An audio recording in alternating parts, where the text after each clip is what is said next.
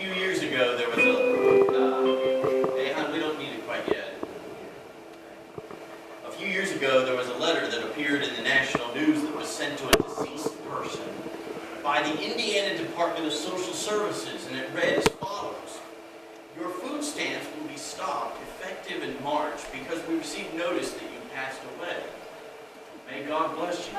You may reapply if there is a change in your circumstances. We're invited to think this month on our blessings, and I think that we would truly be remiss as people who follow Jesus if we did not include our hope of the resurrection and of our resurrection in that list of blessings. There were three buddies who were discussing death, and one asked the group, "What would you like people to say about you at your funeral?" Well, the first one said he was a great humanitarian who cared for his community.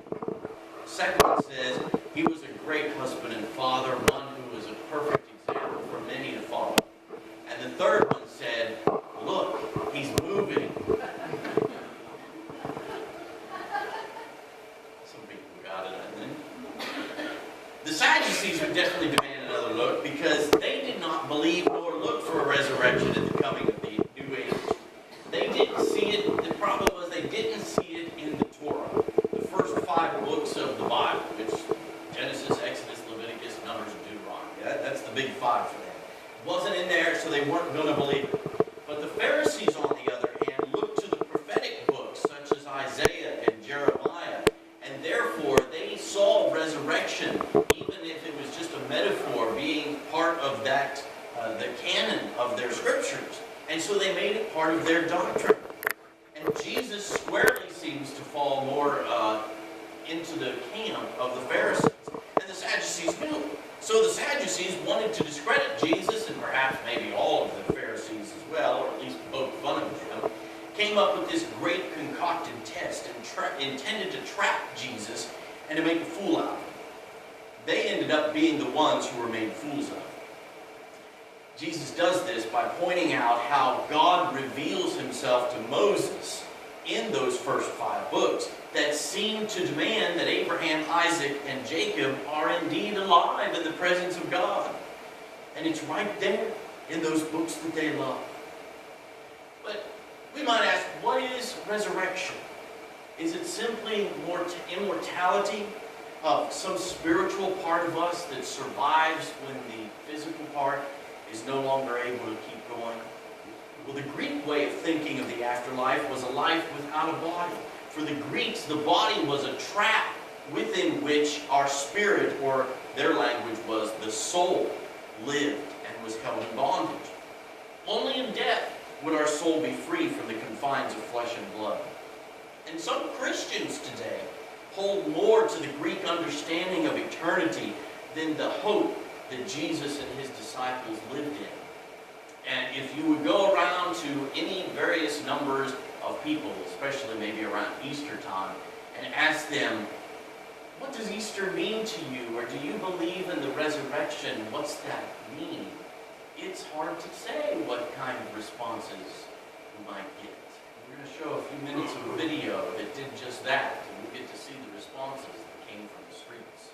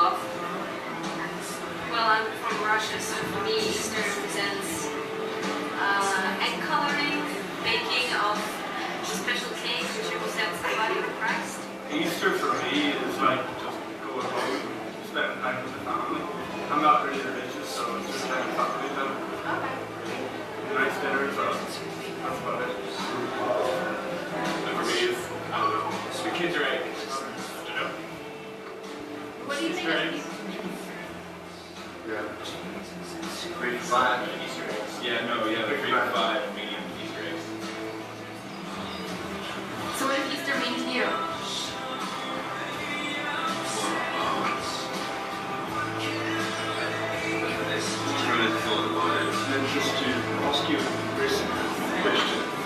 When you think about Easter, what's the first thing that comes to your mind? Chocolate. Yeah. Easter eggs. Yeah. Jesus, but chocolate really does overtake them.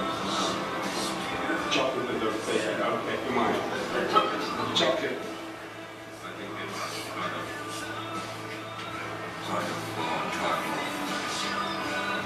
Easter eggs. Easter eggs? How about you, sir? Day off. Day off. 2 days off. And you? 4 days off. 4 days off. Chocolate. I don't know why it came out. I remember a priest trying to explain it in homily once, and I don't think he did a very good job. But you know, it's kind of. I don't think of the rebirth of Jesus Christ as much to do with an egg, which is kind of an apple. Yeah, exactly. Yeah. So it's not really. It's not. Yeah, it's not really symbolic. It's more like. They don't sell chocolate eggs. It's a lot of chocolate. Some marketing genius decided let's make chocolate into egg shapes.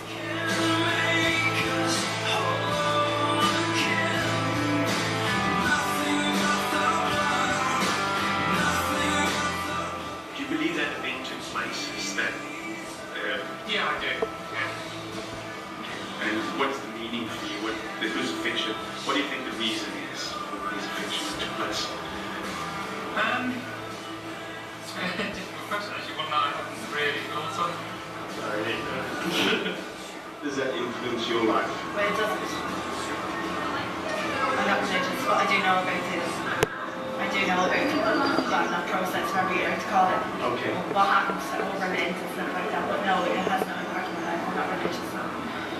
Maybe, yeah, sorry. Well, it was meant to come back to save all of us. I don't know if that's true. What is the significance of Jesus that rose on the third day? So by salvation, in your soul. I know it depends how religious you are. Yeah. Do you believe that event took place? That just a myth? I believe it's a myth, but it brings some people comfort. Some people need it. It's something that can occur. And that's what faith is all about. Yeah, I would believe that. I'm just not an overly religious person, I suppose. It's just not the first thing that comes to my mind now when I think of the hobbies, really, which is probably a sad thing. I used to, but since I've come to college, I've learned to critique everything and don't see it anymore.